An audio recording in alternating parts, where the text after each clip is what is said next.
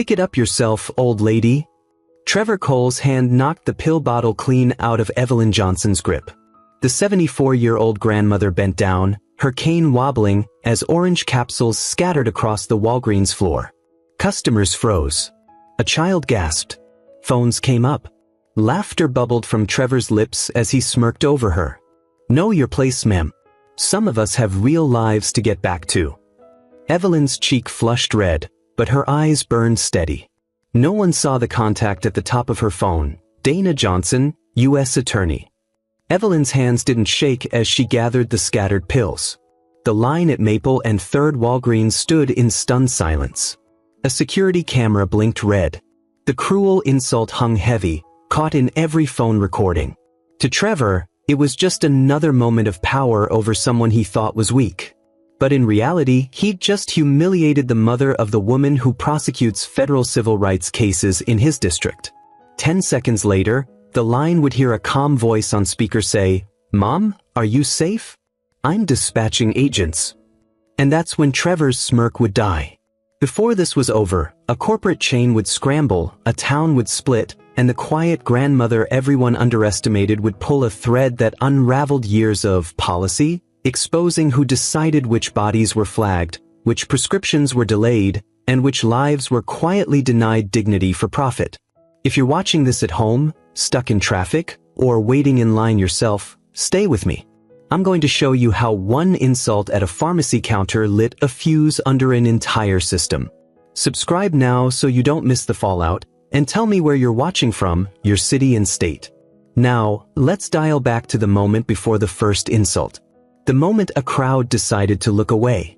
The moment Evelyn decided not to.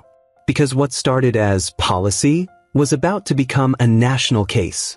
Evelyn Johnson walked into Maple and 3rd Walgreens like she always did, quiet dignity in a world that rarely slowed down for her. The air smelled faintly of antiseptic and stale candy. Behind the counter, pill bottles rattled. Customers shuffled, impatient eyes flicking from phones to watches.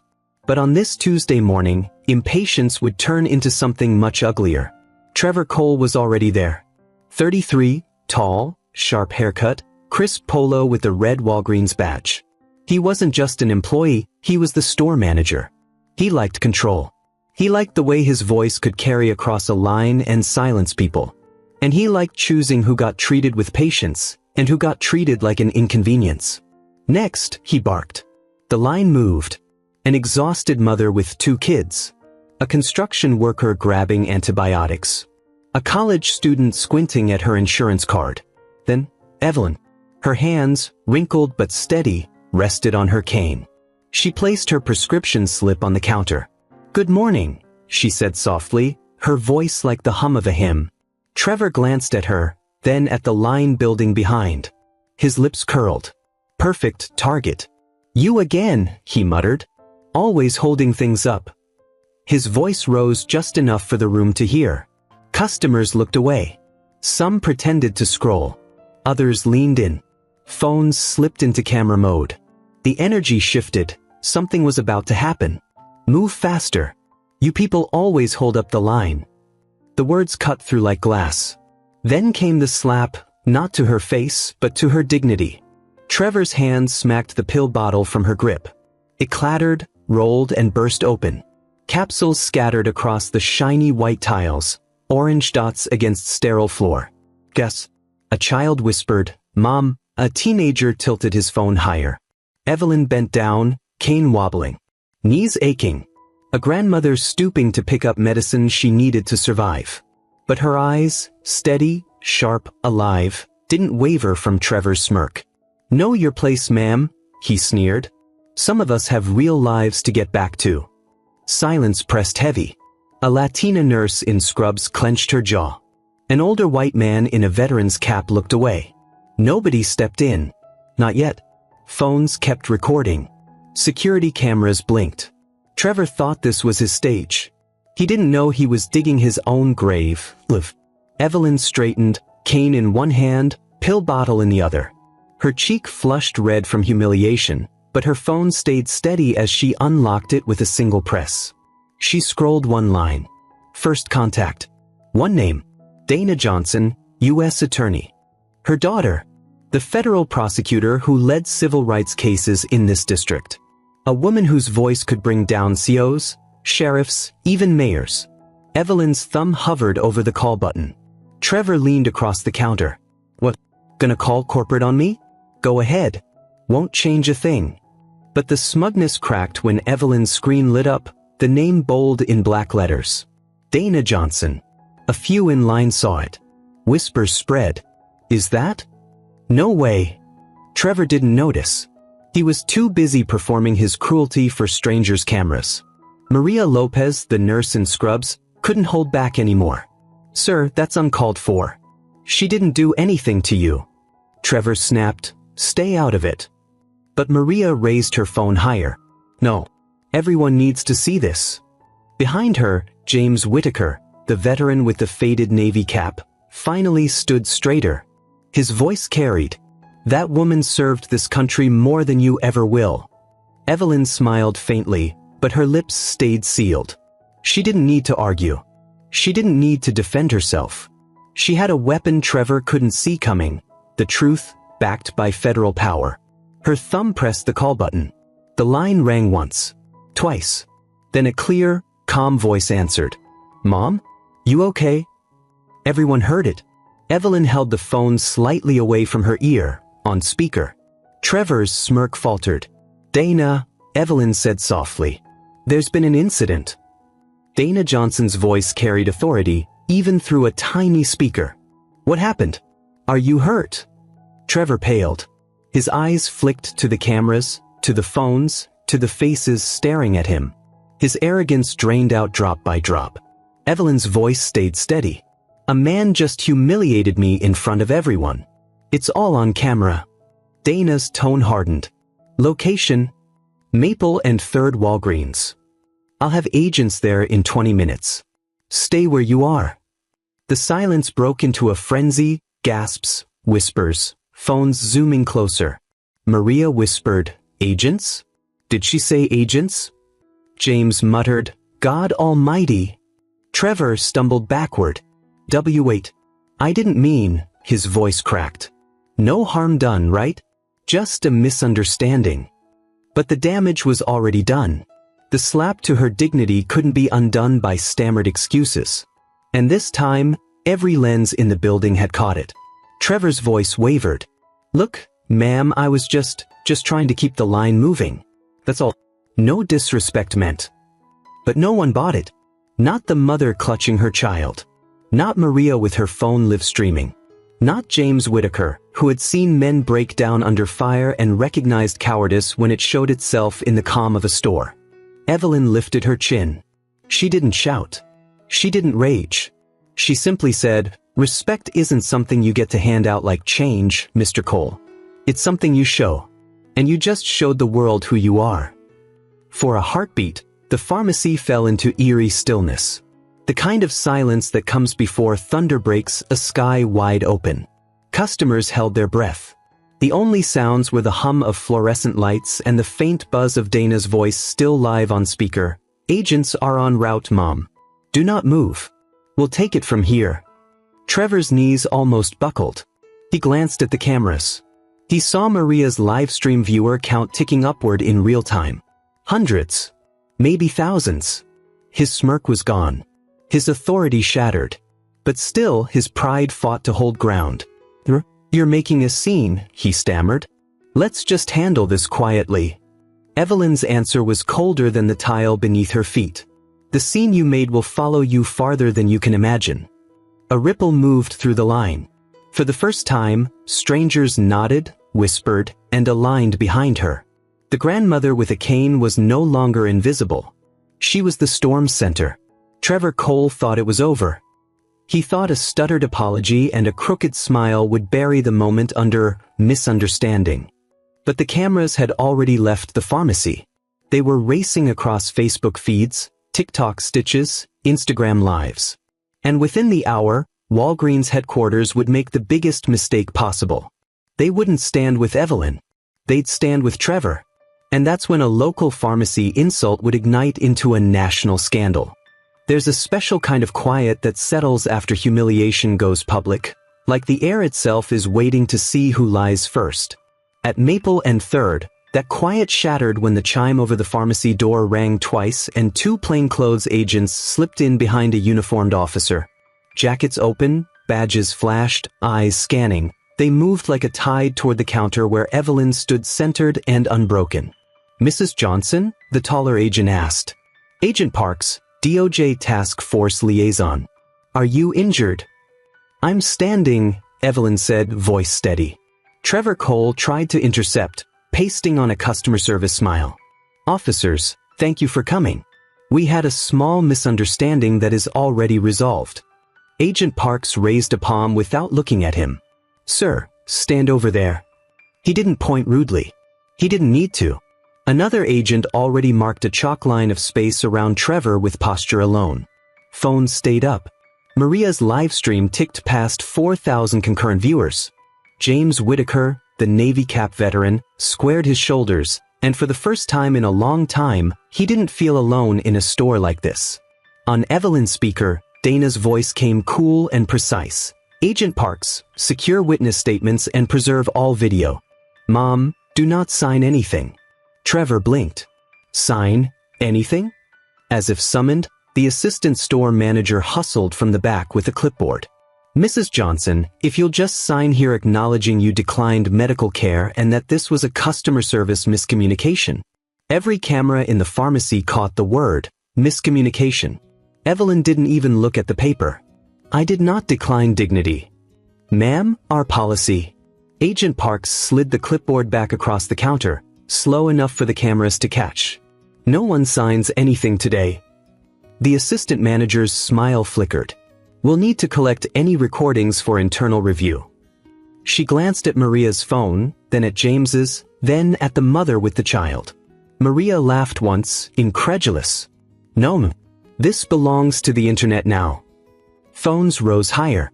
Someone whispered, "Screenshots live forever." Another, "Airdropping to everyone." Trevor swallowed. Somewhere inside him, a survival instinct begged him to apologize like a human being. But the other instinct, the one fed on small power and long impunity, kept whispering that corporate would fix this. He was right. And dangerously wrong. 20 minutes later, a glossy voice arrived by speakerphone, layered with public relations training and ice. "This is Caroline Price, Regional Corporate Communications for Walgreens. We're conducting a rapid response review. Per company policy, store team members are prohibited from physical contact with customers except to prevent harm. We take these allegations seriously. We ask all parties to avoid posting content that misrepresents events or violates privacy. Thank you for your cooperation." Agent Parks didn't bother hiding his eye roll. "Ms. Price, federal investigators are on site. We'll need immediate access to the store's security footage and personnel logs." The pause. Then, of course. "Unfortunately, there appears to be a temporary malfunction with the pharmacy cameras this morning. We're dispatching IT." Maria's chat exploded. "Here it comes. Temporary malfunction, oh, they're gonna wipe it." James muttered, "Here we go again." Caroline continued, voice smooth. "In the meantime, we ask that Mrs. Johnson sign an incident form so we can expedite resolution and ensure she receives any needed support." Dana's voice cut in, colder now. "Ms. Price, this is the United States Attorney for this district. Your cameras will be preserved under federal order. Any attempted deletion will constitute obstruction. Do you understand?" Silence. Then a thinner voice. "Just understood." Trevor stared at the phone like it had barked. He'd never heard a voice like that outside a TV courtroom. He looked at Evelyn, at the cane, the warm coat, the bright eyes, and finally understood this wasn't going to be buried under customer service jargon. But corporate still tried. By noon, the first statement hit local news: Walgreens investigating isolated customer service incident, no evidence of physical harm. The words landed like grit in an open wound. Evelyn sat in a molded plastic chair near seasonal candy while Agent Parks took her statement with patience and care. He listened more than he spoke. He asked what pain felt like, not just the ache in her shoulder, but the old pain, the kind that lives in the throat after a public shoving. She told him a truth that didn't fit neatly on forms. It wasn't his hand that hurt the most. It was everyone pretending not to see. Across the aisle, Maria refreshed her feed. The corporate headline multiplied through copy-paste news blogs. Her live stream had hit 38,000 views. DMs poured in: nurses, seniors, black women from church pews and bus stops, caregivers who had been told policy when policy meant no, screens filled with receipts, names, dates, places where IDs were questioned twice, insurance errors, invoked, pills, out of stock, for some bodies more often than others. And then came the first hint of the deeper game, a DM from a former Walgreens tech at a neighboring store. She didn't send words. She sent a screenshot, red profile flag, manual check required, next to categories that had nothing to do with dosage or interactions. She added 3 words, happens a lot. Maria looked up, throat tight. Evelyn, do you want to see something? Evelyn nodded once. She read the words, crisp and cruel. She wasn't surprised. Just tired of being right. Send that to my daughter, she said, softly but with steel. At 1:17 p.m., 2 men in suits arrived with smiles too white for fluorescent light. They introduced themselves as Risk and Compliance. The shorter one spoke like a man who'd practiced apologies in a mirror. Mrs. Johnson, we'd love to offer you a gift card and a private apology from our team. We regret any perception of mistreatment. Evelyn cocked her head. Perception? The word landed like a dare. We're eager to make you whole, he said. Agent Parks leaned back, letting the corporate men hang themselves with silk. What's the dollar value of humiliation these days? The taller man's smile thinned. We're hoping to avoid unnecessary escalation. Maria's camera didn't blink. James's jaw didn't move, but his eyes did. He'd seen this dance in a different uniform. Money for silence. Policy for compassion. Evelyn folded her hands over the cane knob. You can't make me whole. But you can make this right. The men glanced at each other. What would that look like? The question sounded honest and impossible. Begin, Evelyn said, by telling the truth in public. They didn't. At 2:03 p.m., a second corporate statement dropped. After review, we found conflicting accounts. We ask the community to withhold judgment while we complete our internal process. Another email, quiet, private, arrived moments later in the store's inbox instructing staff to route all media to corporate, avoid commentary, and remind customers filming may violate patient privacy. That part conveniently left out that public filming in a store is lawful and HIPAA restricts providers, not bystanders. Rachel, the trainee, read the internal email, then looked at Evelyn. She stepped out from behind the counter, heart thudding, and addressed the entire line with a voice that surprised even herself. I was here. I saw him shove her. I saw him hit the bottle. I heard what he said. This didn't happen in private. It happened to all of us. Phones pivoted to Rachel as if obeying a director. Maria's chat poured hearts. James nodded once, slow and proud. Trevor hissed, Rachel us? Now. She didn't move. I'm staying right here. Something fragile snapped in Trevor's face. Not power, illusion. At 2:21 p.m., the pharmacy's IT contractor arrived with a wheeled case. He wore an orange visitor badge and a rehearsed frown. Looks like the DVR that stores camera footage had a glitch. File corruption. Coincidence. Agent Parks didn't smile. Step away from the recorder. He handed the contractor a printed preservation notice and dialed a number. 2 minutes later, a federal tech in a windbreaker rolled in a black Pelican case and began imaging the drive. Clinical. Devastating. The corporate suits huddled. One whispered, we'll take a reputational hit either way. If we lose the footage, we can claim uncertainty. Dana's voice on Evelyn's open line cut through their whisper like a blade. Not today you won't. Maria caught that too. Her audience roared. By late afternoon, the hashtag let her get her meds trended in 3 states. Local radio cut into programming. Talk hosts asked whether policy had become a weapon. Comment sections divided into predictable corners. Respect our elders versus stop making everything about race. But there was a third chorus now. The caregivers, the pharmacists, the techs. They said the quiet part loud. Flags that weren't clinical, delays that weren't random, courtesies extended to some and not others. And then the hammer fell where corporate never expected. A second screenshot surfaced, this time from inside this Walgreens. An employee, anonymous, terrified, leaked an internal coaching sheet, phrases to deflect complaints, instructions to route difficult cases to manager approval, a line item. Use policy 14B to deny same-day refill exception if customer has prior behavior notes.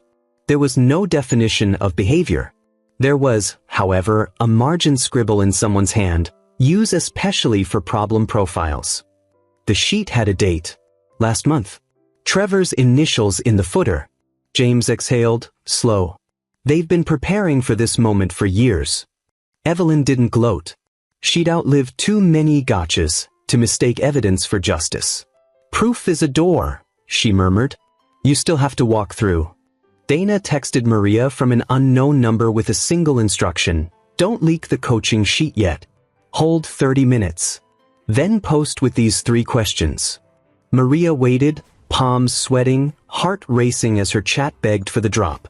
30 minutes later, she posted with the exact frame Dana suggested.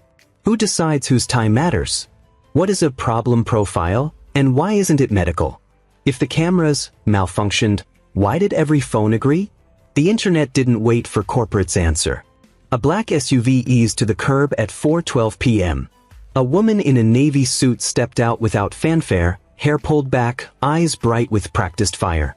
She didn't walk like a politician. She walked like a verdict. Mom, she said and smiled gently. Let's go home. Phones lifted again. Whispers surged, Dana Johnson. Corporate saw her and finally understood what was coming. Not a settlement, a standard. Dana turned to Agent Parks. Preserve everything. We'll file notice tonight. Subpoenas tomorrow. Then she faced the cameras, not with a microphone, but with a sentence that would bounce off screens for days. No one delays a grandmother's medicine and calls it policy. Trevor stared at the floor. The suits checked their watches for flights that wouldn't save them. This should have been the end of the day, the moment the story settled into statements and lawyers. Instead, the pharmacy lights flickered once, then again, and cut to half power. The registers beeped in error. The network dropped. System outage, the IT contractor said too fast. We'll need to reboot the DVR. Agent Parks didn't blink.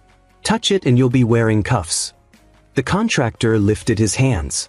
I didn't do anything. But someone had.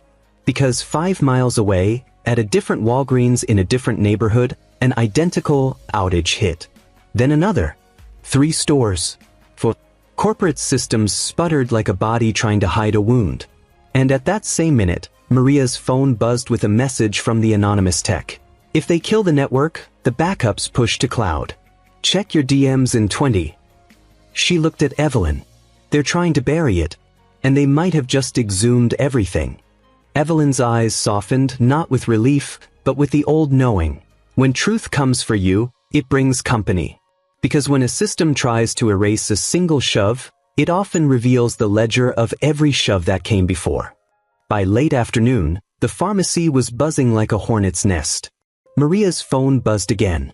A new message appeared from the same anonymous tech who had tipped her earlier. Check this. Backup files. Attached was a link. Maria tapped it and her eyes widened. It wasn't just a video. It was a folder, security footage, audio files, internal documents. Everything corporate claimed had malfunctioned. She looked at Evelyn. We've got it. The proof. Evelyn nodded, gripping her cane. Then let the world see. They opened the first file. The camera angle showed the pharmacy counter. Evelyn's brown coat. Trevor Cole's hand. The bottle flying. Pills bursting across the white tiles. Frame by frame, the shove became undeniable. No way to spin it. No way to lie. Then came the audio. Trevor's voice, clear as glass. Move faster. You people always hold up the line. Everyone in the store froze. Trevor turned pale. Maria's live stream exploded with comments. No excuse now. We hear it ourselves. This is abuse. Trevor tried to speak. There's context. Rachel, the trainee, cut him off. The context is you shoved a grandmother. Maria clicked another file. This one wasn't video. It was a spreadsheet. Columns of names, dates of birth, insurance numbers, and a strange column called profile tags. H/S equals high scrutiny. Risk equals prior behavior note. Manual equals manager approval required. None of this was medical. It was a system to slow people down. Rachel whispered, horrified. We were told it was routine. Routine for who? James Whitaker asked, his voice hard. Rachel looked at Evelyn, tears in her eyes. I didn't know. I thought it was normal.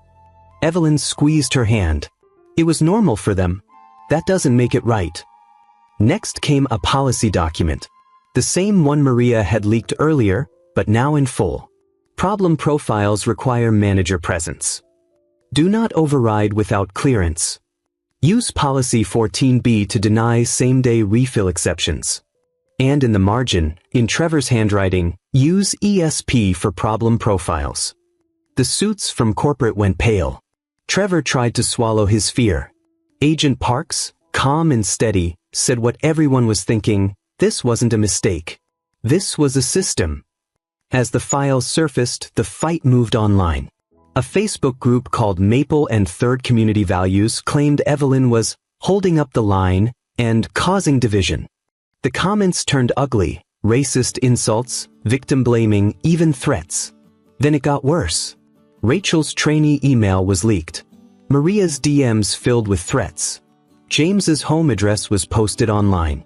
And a photo of Evelyn's church parking lot began to circulate. Maria's hands shook. They're trying to scare us quiet. Evelyn, calm as ever, said, let them talk. Let them put their names on it. We'll put the truth on ours. The final file was from another angle. This camera caught Trevor after the shove, straightening his shirt, glancing at the camera, smirking like nothing would touch him. Maria clipped it, added the audio of his words, move faster. You people always hold up the line, and posted it with Dana's earlier quote. No one delays a grandmother's medicine and calls it policy. The clip spread like wildfire. 100,000 views in minutes. 1 million within the hour. Trevor's smirk from that morning became the face of Walgreens online. Corporate scrambled. A mass email went out to employees. Suspend manual approval tags. Do not discuss on social media. Rachel read it, ripped her badge from her polo, and set it on the counter. I quit. I won't be part of this. Trevor hissed, you'll regret this. She shook her head. Not as much as you will. Evelyn leaned close. Child, you did the right thing. That matters. Just as the story seemed ready to boil over, another message hit Maria's phone. This time, not one store, but dozens. More spreadsheets. More tags. More coaching sheets. This isn't just Trevor, Maria whispered. It's everywhere. James shook his head slowly. We're not fighting one man. We're fighting a system. Dana placed a hand on her mother's shoulder. Then we bring the system down. By nightfall, the protests outside Walgreens had doubled. Cameras, signs, chants. But up the block, a dark sedan idled. Inside, a man scrolled through emails between city officials, developers, and pharmacy advisors. Their plan was clear. Use policies to push certain people out of neighborhoods, one prescription delay at a time. The man made a single call. They found the files. If this spreads, it won't just be Walgreens. It'll be City Hall. Because the leak wasn't just about Evelyn anymore. It was about a whole machine built to decide who belonged and who didn't. The next morning, Evelyn Johnson woke to a sound she hadn't expected, her neighbor knocking with fresh groceries. For you, Ms. Johnson. And thank you. She smiled, weary but steady. Because outside her window, Maple and Third Walgreens wasn't just a pharmacy anymore. It was ground zero for something bigger. A protest line wrapped the block. Local news trucks parked side by side. Signs waved, respect our elders, health is a right, no more problem profiles. But behind the chants, a darker truth was waiting. By noon, Maria dropped the next wave of files. These weren't just coaching sheets. These were emails, between Trevor Cole, City Councilman Richard Harlan, and a developer group called Summit Partners Realty. The language was slick, coded, but unmistakable. Demographic management. Encouraging movement through policy pressure. Aligning pharmacy cooperation with development timelines. They weren't talking about medicine. They were talking about people. Slowing them down. Frustrating them. Driving them out of neighborhoods marked for revitalization. James Whitaker, the veteran, muttered it plain. They weaponized prescriptions to clear communities. Evelyn tightened her grip on her cane. That's not just policy. That's betrayal. Within hours, the mayor called an emergency press conference. The chamber was packed. Press, clergy, activists, neighbors. Evelyn sat in the front row, her cardigan neat, her flag pin glinting. Trevor sat 3 rows back, pale and sweating, flanked by a lawyer who looked like he'd rather be anywhere else. Reporters shouted questions. Did city officials coordinate discriminatory pharmacy practices? Were residents flagged for being poor, black, or elderly? Councilman Harlan took the podium, face stiff. These allegations are overblown. City Hall does not interfere with private business policy. Any suggestion otherwise is politically motivated.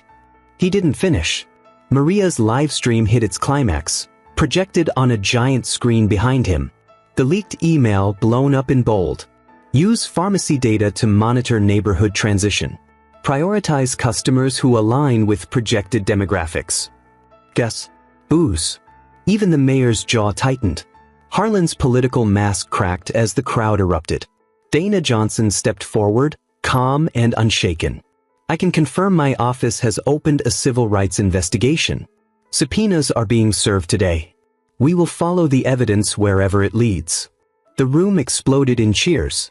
All eyes turned back to Trevor. The man who once smirked at Evelyn now sat slumped, his world closing in. He tried once more. It wasn't me.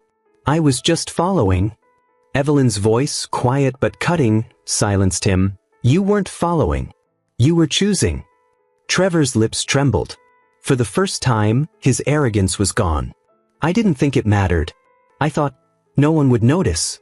I thought I was safe because everyone looked away. His lawyer whispered for him to stop talking, but Trevor pressed on. His face crumpled. I'm sorry. Truly. I see it now. I see you. And I hate who I was in that moment. The apology wasn't polished. It wasn't a statement crafted by PR. It was messy, broken, and raw. Evelyn studied him. Then, with dignity, she gave the lesson. It matters who you are when you think no one is watching. Change doesn't start with cameras. It starts with character. Trevor bowed his head. The fallout was swift and brutal. Walgreens corporate suspended manual approval tags nationwide and announced a $10 million settlement fund for those harmed. Councilman Harlan resigned within 48 hours, under federal indictment for civil rights violations. Summit Partners Realty lost contracts worth millions as developers pulled out. Rachel, the trainee who refused silence, was hired at a competing pharmacy chain that praised her courage publicly. And Trevor? He lost his job, his pension, his reputation. He disappeared from Maple and Third, a cautionary tale of arrogance turned to ash. But Evelyn didn't ask for his ruin. She asked for reform. 3 months later, Walgreens Maple and Third reopened under new management. A plaque hung by the door. This store is committed to dignity. Inspired by the courage of Evelyn Johnson. Rachel came by to hug her. Maria brought her son, who proudly wore a homemade shirt, "Respect our elders." James, the veteran, shook Evelyn's hand. Evelyn's life went back to its rhythm. Quiet mornings, hymn hums, and Tuesdays with her prescriptions. But something had changed. She was no longer invisible. She had become a symbol. And when people asked her how it felt, she always said the same. I didn't win alone. We won together. The truth doesn't break when you hold it up to the light. Evelyn's story wasn't about medicine. It was about power. Who thinks they have it, who uses it, and who fights back. One grandmother with a cane exposed a system designed to break people quietly. And in doing so, she reminded everyone watching. Dignity isn't handed down. It's claimed. If this story moved you, don't just watch it. Share it. Comment where you're watching from. And subscribe, because more stories like Evelyn's deserve to be heard. Because next time, it won't just be a line in a pharmacy. It could be you, your neighbor, your parents. Stay tuned.